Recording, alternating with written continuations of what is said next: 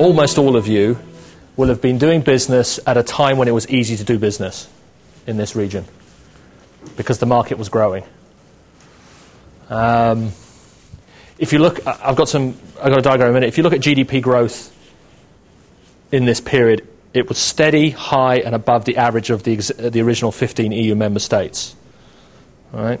Of course, the speed and timing varied by country. And if you're in Bulgaria in in the late 90s, you have a bit of a currency crisis. But apart from that, it's been pretty good.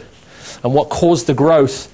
A couple of things. First of all of the economies in this region agreed upon the IMF recipe, which Stuart put up on the board for you there, which is macroeconomic liberalization, currency conversion, elimination of capital controls, free trade, and all that kind of good stuff. And generally, there was cautious deregulation and privatization. I mean, you can contrast what happened in Hungary, where it was kind of like, come here, buy whatever you want. We don't really care because we're in debt, to the Slovenians, who were very, very careful about what they did with their companies, and they slowly privatized, and they selectively privatized to foreign companies and selectively privatized to local companies. And then you had the chaos in Russia with the emergence of the oligarchs, and a slightly more stable situation in Czech Republic and Slovakia. Another thing was that, of course, everyone was waiting for EU accession. So all of the companies in this region were kind of setting themselves up for EU accession, either as multinational corporations locating in Central and Eastern Europe because it was cheaper to sell back to Western Europe, and the companies from this region getting ready for the new competition. So whichever way you look at it, everyone was getting ready for this sort of growth period. And company strategies were aligned on that basis. Raiffeisen Research did a study recently that looked at the transition process. So 100 is our index for 1989, and you can see that almost across the board, as business people, you've been lucky. You've been growing into a growing market. Yeah. Why is it easier to sell when you're selling into a growing market? As companies, why is it easier to sell stuff when the market's growing?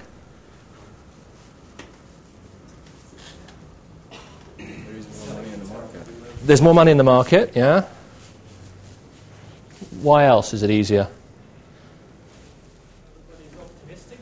There may be some optimism, although in Central and Eastern Europe that's always a difficult commodity to come across, of course.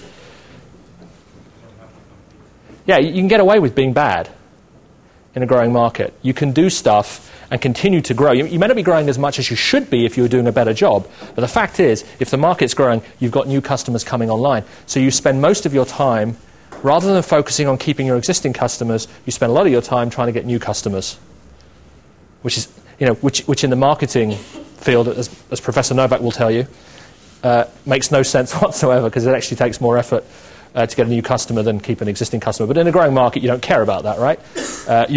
Your job performance is determined by how many more customers you get. Yeah. This is another one. This includes the Baltic countries, and again, you can see above trend growth, certainly above the EU 15 for much of the period. Another factor, of course, is that in a growing market, it's not just on the demand side, on the supply side you have a similar phenomenon. So your factor markets are relatively loose, and your salaries are relatively low compared to Western Europe and North America. So again, you can basically continue to be successful because you're cheap. All right? And cheapness has a certain value for a while, all right? When that market's growing. And of course, what you also had in this region is you had the multinational companies bringing in technology and market-based logic. So I mean, when we started out 20-odd years ago, there were virtually no MBAs in the marketplace, whereas today we've got a lot of MBAs in the market, a lot of programs offering MBA programs. So we've seen a significant development in that area. And we've also seen through the privatization process significant restructuring that's taken place. Again, foreign capital, foreign ideas, foreign business practices coming into the region and transforming what we do. And then Stuart's area of expertise, we've also seen a rise in real estate prices. And it's kind of interesting because if you look at different countries, you see different effects. For example, you look at the Ukraine or you look at the Baltic countries, we saw incredibly rapid rises in real estate prices. Your average mortgage application in Hungary, aside from sort of being strangled to death by useless pieces of paper, it takes a hell of a long time to get a mortgage, and they'll only lend you a liquidation value. Whereas if you say, look at the Ukraine or some of the other Baltic countries, they were lending much higher loan-to-value ratios. So more credit played a role. Second factor is that the stock of decent real estate in those countries wasn't as high as the stock of decent real estate in Hungary. So there was a lot of the old-fashioned, communist panel houses, not very much of this classic sort of architecture we see here in Budapest. And if you look at the growth of consumer debt across the region, it was very significant. Also in hard currency, dollars, euros, and Swiss francs. Does anyone work for OTP Bank? Anyone here from OTP? Yen loans, Japanese yen loans, bizarre, really. A beautiful piece of where financial regulatory authority should step in and stop the banks from, screwing around with people. But then again, Chanyi does run the country, so I guess the authorities are not going to do anything about that. Don't record that. It's too late. It's interesting. The transition process in this region ended about the same time as the crisis hit. Right? I mean, if you think about EU accession as a sort of line in the sand for transition, 2 years later we have this financial crisis. If you're Romania and Bulgaria, of course, you join just as the crisis hits. And of course, if you're Slovakia, you're laughing at the Hungarians because you got the euro, and the Hungarians didn't. So when the financial crisis hit, Slovakia was to a greater extent insulated from the crisis than Hungary was, because there's no way that the European Central Bank is going to let a member state disappear financially if they're part of the Eurozone. Yeah.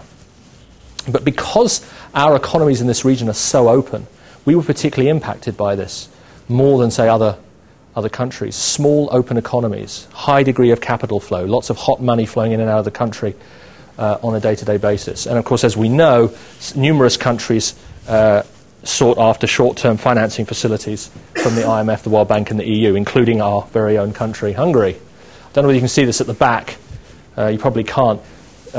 If you look here, you've got your countries, Bulgaria, Czech, Estonia, Hungary, going down the list here. And if you look at their credit rating, you can see Ukraine, CCC plus credit rating with a credit default swap at 38%. All right? That tells you that's a currency that's not worth very much. The middle of last year, you could go down the high street in Ukraine and you could get hryvnia deposits, hryvnia, the local currency deposits, 3-month sight deposits at 47%. That was to stop the sort of the collapse of the economy. But you can see Hungary, you've got 5.74% on a credit default swap there. So, and if you look at the current account, almost all of these countries have a current account deficit. How many of you have a degree in economics? Okay, if you have a current account deficit, what has to happen? You put your hand up, sir. What happens if you have a current account deficit? Basically, there should be inflation. Well, you can print some money to pay off the debt, and what else can you do? Yep. Capital account surplus. And how do you get a capital account surplus? Right. So you have to have a net inflow of capital from abroad to buy your assets. Yes, it's a little bit like selling your iPhone to pay your phone bill. Yeah. Because you've got a finite number of iPhones, and once you sell them, you don't have any more. So that's another reason why, if you think about the transition process and the crisis hitting at the same time, we've hit an intriguingly unique situation. At the end of transition, there's not much left to privatize, because that's the nature of transition. But you inherit a current account deficit, which means you have to find other ways in which to finance your overconsumption. Or you consume less. All right? And we're not America, so we can't just keep printing dollars to deal with the problem. Yeah? This comes from a PricewaterhouseCoopers study, which is looking at forecasted GDP falls.